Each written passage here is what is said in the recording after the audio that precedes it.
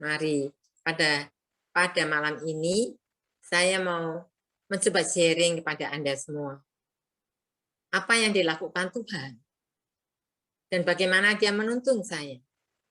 Yang dikatakan panutan. Karena panutan dalam bahasa Jawa berarti manut, setuju, percaya tanpa ragu bahwa tidak akan dicelakakan. Manutan lain daripada ikut. Kalau ikut di tengah jalan bisa berhenti, bisa putar kembali. Tapi kalau manut enggak, dia akan terus melekat terus. Nah, contohnya misalnya, yang bukan Katolik ini. Di dalam agama Buddha, banyak sekali para biksu, terutama yang zaman kuno, mengajarkan pada murid-muridnya, baik kungfu, baik apapun. Muridnya itu demikian memandang guru itu sebagai panutan. Sehingga mereka diapain juga sama gurunya. Latihan sampai setengah mati, bahkan pingsan. Tetap diikuti. Sebab mereka tahu, masa depan itu tidak akan dijerumuskan oleh guru itu. Nah, banyak juga terjadi bahwa muridnya itu malah lebih daripada gurunya pada waktu itu. Adapun kalau contoh bagi kita, orang Kristen, kalau kita lihat dari kitab suci, kita tahu ada salah satu tokoh yang begitu menjadikan Allah Bapa, yaitu Yahweh, itu sebagai panutannya, yaitu Musa. Kalau kita baca kitab Musa, dari Keluaran 2, Imamat, Bilangan, sampai Ulangan, di mana Musa menuntun umat Israel ke tanah yang berjanji. Kalau kita lihat riwayat Musa, bahwa dia kelihatan sekali menjadikan bahwa Allah Yahweh itu sebagai panutannya. Memang tidak kelihatan Allah Yahweh, tidak kelihatan mata, tapi dapat dipegang janji dan ucapannya. Kalau dia katakan akan kubunuh anak sulung Mesir pada malam ini juga, dilakukannya. Dan apapun yang dikatakan pada Musa, dilakukannya. Dan apapun yang kelihatan aneh bagi Musa untuk masa depan, dia tetap melakukannya. Karena dia tahu bahwa kata-kata Yahweh bisa dipegang. Padahal sesudah menyeberangin laut Teberau, bangsa Israel itu berjilid-jilid, bukan berkali-kali, memberontak kepada Allah Bapa. Tapi Musa, di mana dikatakan dalam Bilangan 12 ayat 3, Musa sangat lembut hatinya, melebihi dari semua manusia yang ada di bumi. Jadi hati Musa itu lembutnya, enggak kira-kira. Bukan dia berkata-kata lembut, karena Musa itu enggak pandai bicara katanya, dan pendiam. Tapi tiap kali satu orang atau suku Israel itu memberontak kepada Tuhan, Musa tetap mengampuni. Musa tetap berdoa agar keadaan dipulihkan. Dia juga pernah dikata-katai oleh saudara kandungnya sendiri, yaitu Harun dan Miriam, pada Bilangan 12 ayat 1. Tapi karena dia mengambil satu perempuan lagi yang daripada suku selama di dalam perjalanan itu. Tapi ternyata Allah Yahweh itu marahnya bukan kepada Musa, tapi kepada kakaknya, yaitu Miriam. Sehingga dia kena kusta. Apakah Musa bergirang hati? Tidak. Dia tetap berdoa. Sehingga dalam 1 minggu, penyakit kusta yang biasanya sampai seumur-umur, Miriam sudah sembuh kembali. Baru seluruh bangsa Israel itu bergerak kembali. Jadi Musa ini memang luar biasa.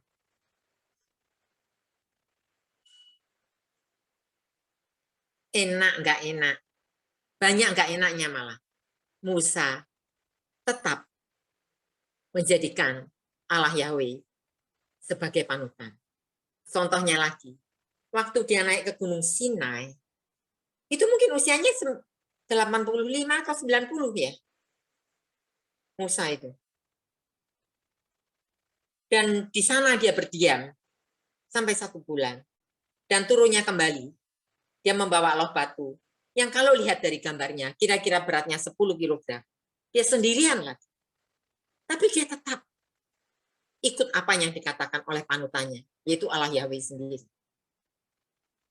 Dan Musa kelihatan mengikuti Allah Yahweh. Step by step, dia nggak cepat-cepat, nggak gugup-gugup, nggak ingin mendahului, tapi juga tidak lelet. Bahkan dia mencatat semua pengalaman itu. Sehingga pada saat ini kita bisa tahu apa yang dilakukannya. Selain itu kelihatan bahwa Musa itu adil dalam menghadapi segala pertengkaran. Sabarnya nggak terkirakan. Percaya. Dan semangat sampai hari tuanya. Dan sehat. Sebab waktu dia berusia 120 tahun, dia masih bisa naik ke gunung Nebo di puncak Pisgah itu. Dan matanya dikatakan tidak kabur, dan kekuatannya tetap. Karena sampai akhir hayatnya, ternyata Musa tetap menjadikan Allah Yahweh adalah panutannya. Kalau kita lihat lagi dari perjanjian baru, memang hanya Yesus satu-satunya yang merupakan manusia yang sesungguhnya Allah sendiri memang.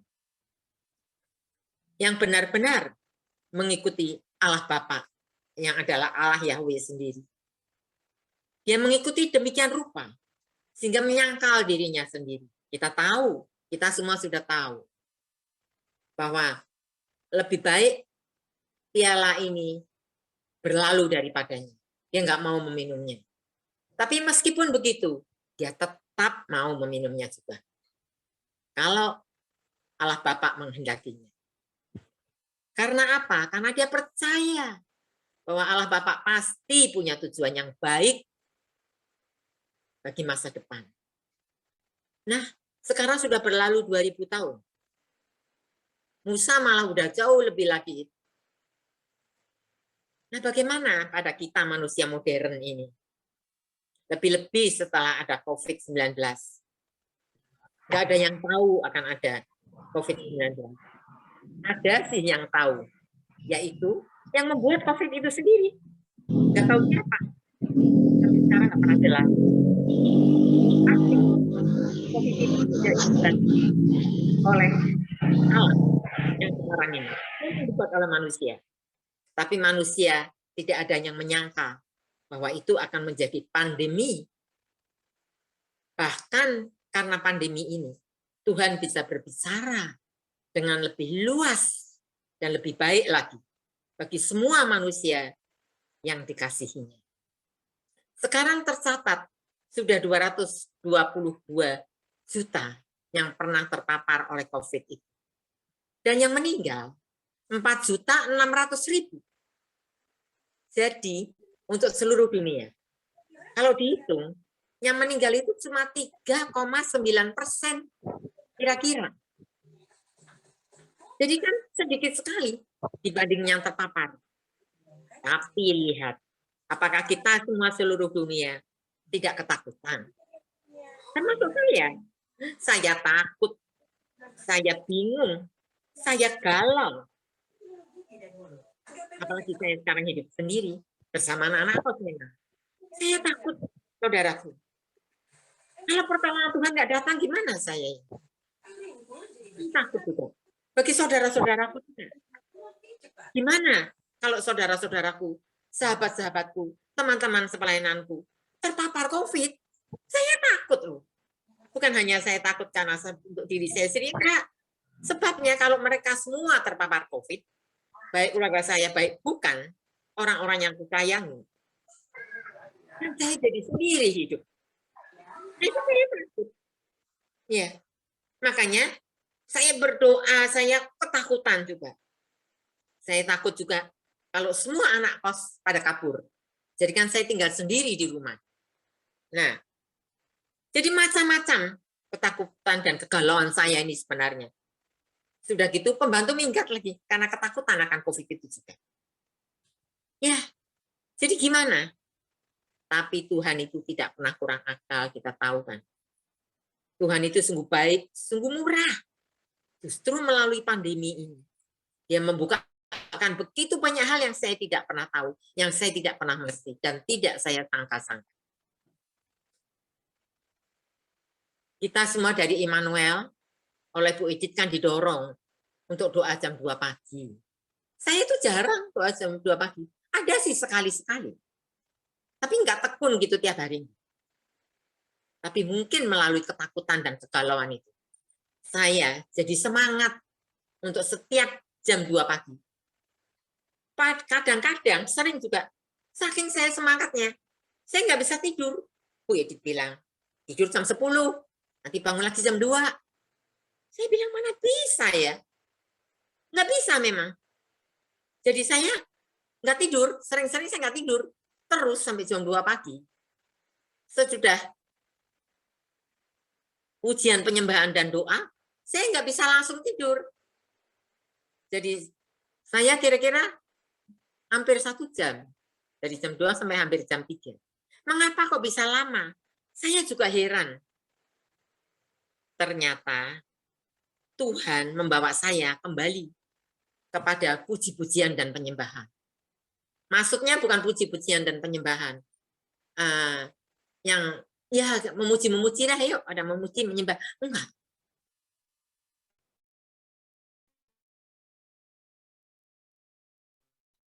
Ternyata pujian dan penyembahan pada jam benar-benar bisa masuk in, sehingga saya hanya merasa ada Allah Bapa, Putra dan Roh Kudus dan saya, hambanya yang kecil dan tidak ada artinya ini, di hadapan yang Maha Kudus dan mulia.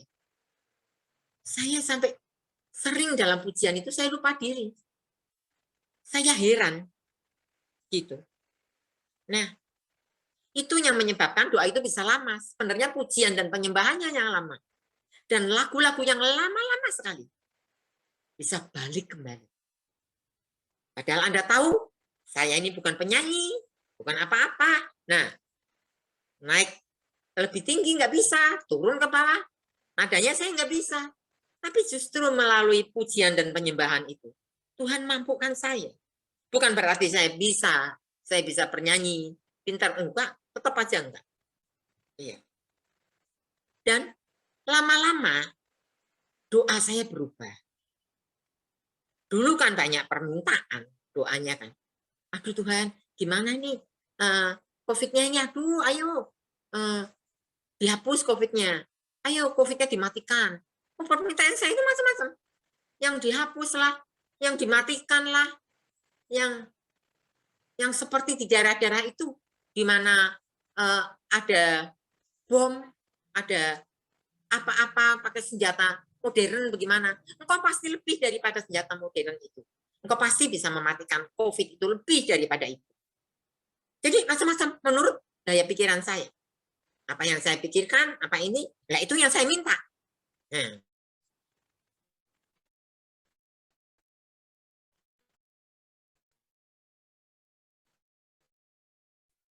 tapi Bapak sungguh murah. Dia sungguh itu. Untuk COVID ini segala berlalu dari dunia. Tapi supaya saya mengerti, apa sih yang dikehendakinya dengan diizinkannya ada pandemi itu. Itu yang menghapus rasa galau saya, rasa takut saya, rasa tercekam saya, rasa bingung saya nggak karu-karuan. Ternyata itu. Sehingga dia menyatakan dengan caranya bahwa COVID itu hanya akan hinggap pada orang-orang yang memang sudah ditentukan oleh dia. Jadi nggak bisa diapa-apain. Sudah itu keputusannya.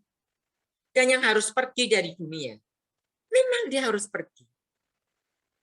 Dan yang masih tinggal di bumi, memang tetap boleh tinggal di atas bumi. Saya bingung pertama kali saya mengerti hal itu. Apa ini maksudnya? Tapi ternyata kalau dilihat sekarang, ternyata dari 222 juta, yang dipanggilnya kembali hanya 3,9%. Jadi yang masih tinggal di bumi ini banyak sekali. Masih 94% lebih. Yaitu kita-kita semua diantaranya. Yang sangat dikasihinya. Jadi, perlahan tapi pasti, saya berubah. Baik penyembahan saya, baik doa saya doanya enggak lagi minta supaya COVID-nya ini cepat berlalu dari dunia, enggak. Tapi saya minta bagi semua orang, bagi diri saya sendiri, semua orang yang saya kasihi, yaitu pertumbuhan. Saya bisa terus-menerus minta pertumbuhan, pengertian dan pengenalan akan Allah. Minta belas kasihan, dan minta segala macam. Tapi bukan yang permintaan lagi, yang duniawi lagi. Saya sendiri nggak ngerti kenapa saya bisa sampai ke situ. Tapi lebih daripada itu, ada satu hal lagi, yaitu setiap pertemuan saya yang pribadi sekali dengan Tuhan Yesus, saya minta agar Tuhan memeluk saya dengan kuat, dan saya memeluk Tuhan dengan kuat. Ya, saya peluk Tuhan dengan kuat. Ya, dan saya minta dipeluk dengan kuat. Dan saya minta supaya tali kehidupan yang masih mengikat dia dan saya, agar jangan dibiarkannya kendor sedikit pun. Tapi saya diikatnya kuat kepadanya. Baik saya benar, baik saya enggak benar, saya katakan begitu. Nah, ikat saya terus, jangan lepaskan saya. Dan melalui semua peristiwa itu, tadinya saya takut loh berdoa untuk minta dipeluk dan memeluk. Tapi pada salah satu pengajaran, Bapak Niko yang bilang, ya peluk Tuhan, peluk kami. Oh itu, saya tahu. Oh ternyata ada ya, doa minta pelukan ya ada ya. Nah, itu saya mantap minta dipeluk Tuhan Yesus. Terus sampai sekarang ini. Nah, jadi bagaimana? Ternyata yang dia hilangkan adalah pertama-tama ketakutan, kedua kegalauan, dan selama masa pandemi itu saya ini juga sudah dikatain oleh saudara saya sendiri, oleh tetangga, oleh kanan kiri. Kok saya ini kok ada pandemi seperti nggak ada pandemi? Ya saya ini keluar ke sana ke sini. Lah, kan ada banyak hal yang harus saya kerjakan sendiri. Iya, lah mereka kan nggak tahu. Terus mau siapa yang mengerjakannya kalau nggak sendiri? Ya udah saya pergi sendiri. Saya masih tetap olahraga di mall-mall. Ya, yang dekat-dekat aja. Saya masih tetap menerima tamu siapapun juga. Nggak satu orang pun yang saya tolong. Iya. Terus kalau ada yang nginap, ya saya masih tetap mengizinkan. Malah saya sendiri sering diajak nginap oleh saudara saya yang di Meruya, yang seberangnya gereja MKK itu. Berkali-kali saya menginap di situ. Tapi bukan karena menginap kalau dengan mereka. Memang memuji dan menyembah Tuhan terus-menerus. Itu membawa kekuatan ternyata. Bukan hanya membawa kekuatan aja. Peneguhan juga iya. Tapi di atas itu, ternyata firman menjadi lebih jelas untuk bagaimana menjadikan Tuhan Yesus itu benar-benar panutan. Yaitu untuk senantiasa rindu, untuk mengerti apa sih kira-kira isi hati Tuhan. Kalau dalam segala peristiwa di dalam kehidupan. Banyak hal saya tidak mengerti. Banyak hal. Dan saya ini terbatas sebagai manusia. Bingung juga saya. Kalau misalnya ada anak-anak kos ini. Anak kos itu aneh. Sesudah saya melewatinya, baru saya tahu. Kan tidak semua anak kos pulang ke daerah masing-masing. Ternyata mereka tuh kena COVID. Aduh Tuhan Yesus, Tuhan Yesus. Kalau saya tahu mereka kena COVID, lah betapa galaunya, betapa takutnya saya. Tapi begitu mereka kena COVID, mereka pergi dari rumah saya sementara. Mereka tinggal di tempat lain. Sampai mereka sembuh sama sekali. Baru mereka balik lagi. Itu ada beberapa anak. Bahkan Tuhan itu memang sungguh lucu dan sungguh aneh. Ada anak-anak juga yang dia mau kena COVID. Tapi sebelum dia kena COVID, dia sudah pindah dari tempat saya. Aneh nggak itu? Saya baru dengarnya, ya sudah lewat. Oh, si A itu kena COVID, katanya. Udah pindah itu, yang itu kena COVID, katanya. Oh. Ya kalau saya dengar mereka kena COVID, ya saya terus berdoa. Iya. Tapi yang tetap tinggal pada saya itu beberapa yang udah kena COVID, ya udah sembuh. Tapi mereka nggak bilang bahwa mereka kena COVID. Tapi mereka mengerti bahwa mereka menyingkir lagi. Dan saya bersyukur. Bahwa Tuhan luar biasa. Caranya itu saya nggak bisa mengerti. Dan selama ada pandemi ini, saya akan mencoba mengerti isi hati Yesus. Akibatnya apa? Kalau saya lagi diam gitu lagi, nanti Tuhan berbicara sesuatu pada saya di dalam hati saya. Mendadak aja. Itu nggak pagi, nggak siang, nggak malam. Saya nggak tahu. Kalau misalnya pada waktunya kita minta sesuatu, minta ini, dan Tuhan menjawab, kok enak ya dalam hati saya ini. Itu berarti saya iri. Karena kalau Tuhan bicara sama saya, bukan pada waktu-waktunya itu, pada waktu nggak tahu saya. Pokoknya dia bilang, ayo, misalnya, bikin nasi kotak, atau bikin sembako. Lah, saya nggak lagi kebanyakan duit, gimana? Ya, tapi dia mendorong saya begitu rupa. Sehingga saya mulai, orang-orang mulai bergabung. Malah, saya bersama Bu Mega ini ada beberapa kali. Kami membuat nasi kotak untuk mencari para lansia sepanjang jalan. Memang yang di jalan, di tepi jalan. Ada juga yang mencari pemulung, ya, dan ketemu, dan banyak. Dan lagi ada satu peristiwa yang membekas di hati saya. Pada waktu, itu kan berkali-kali, pada waktu di depan TA, ternyata ada sebagian orang yang menggali di bawah tanah, menanam kabel. Itu ternyata 6 meter dari permukaan tanah. Aduh, saya nggak tahu waktu itu. Saya pikir ya tukang gali. Ternyata mereka bilang, jangan, ini tunggu dulu Bu, tunggu teman-teman saya panggil. Ternyata itu mereka panggil temannya 6 meter turun lebih dulu di dalam tanah itu. Baru temannya pada keluar begitu banyak. Saya kagetnya setengah mati. Saya nggak tahu juga kalau 6 meter. Sesudah tahu saya kagum akan Tuhan. Mereka tuh nggak pakai alat, nggak pakai masker, nggak pakai apa-apa. Nggak pakai oksigen, nggak pakai apa. Padahal nantinya sesudahnya itu selesai pekerjaan. Yang enak tuh ya kita-kita. Sebab nggak ada tiang listrik lagi di atas. Semua udah ditanam. Tapi melalui peristiwa itu, saya lihat wajah mereka tuh happy. Itu membekas sekali di hati saya. Dan bagaimana saya akan meneruskan untuk mencoba mengerti isi hati Tuhan. Pertama-tama kalau bagi saya, melalui pujian dan penyembahan. Pertama-tama. Kemudian, kalau udah mau berdoa, saya bingung juga mau doa apa. Saya diam aja. Tapi nanti Tuhan beritahu. Apa sih kebutuhan saya?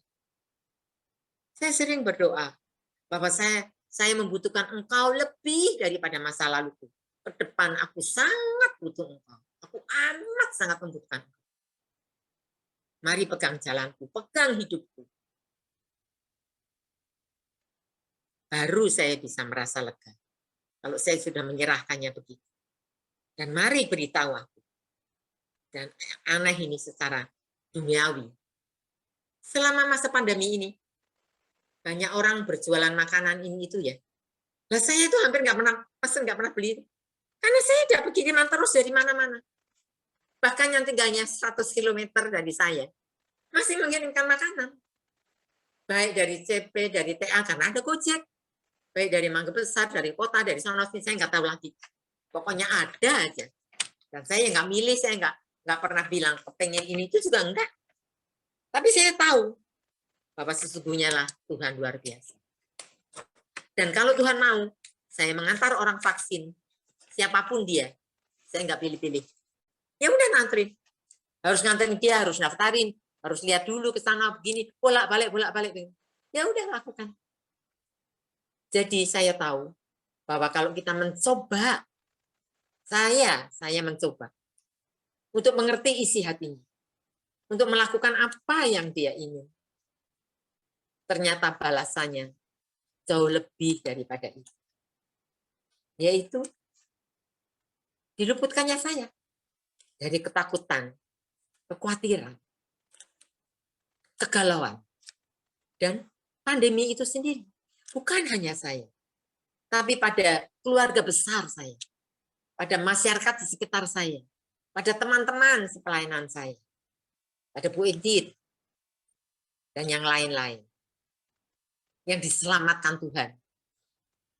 Meskipun ada yang kena padanya, ada yang kena COVID, tapi Tuhan tetap kembalikan. Tuhan tetap bangkitkan. Tuhan tetap peliharakan. Dan Tuhan tetap menyertai kita semua.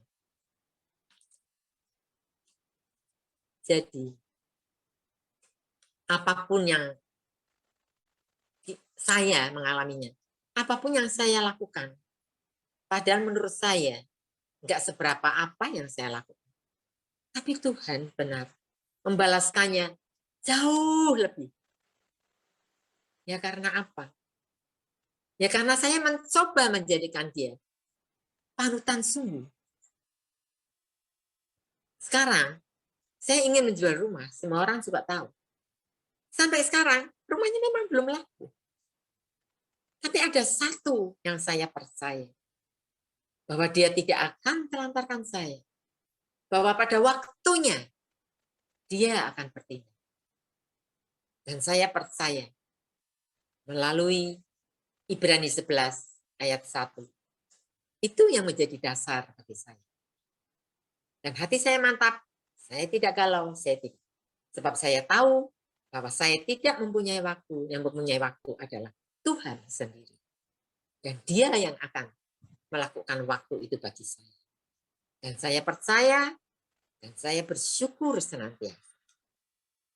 Karena dia memberikan bagi kita masing-masing sebenarnya lebih dari yang kita harapkan. Kiranya sharing saya itu hanya bisa sampai di sini. Kiranya Tuhan memberkati Anda dan saya. Dan kita semua, dan seluruh keluarga besar, dan semua orang yang kita kasihi bersama-sama. Tuhan memberkati. Amin.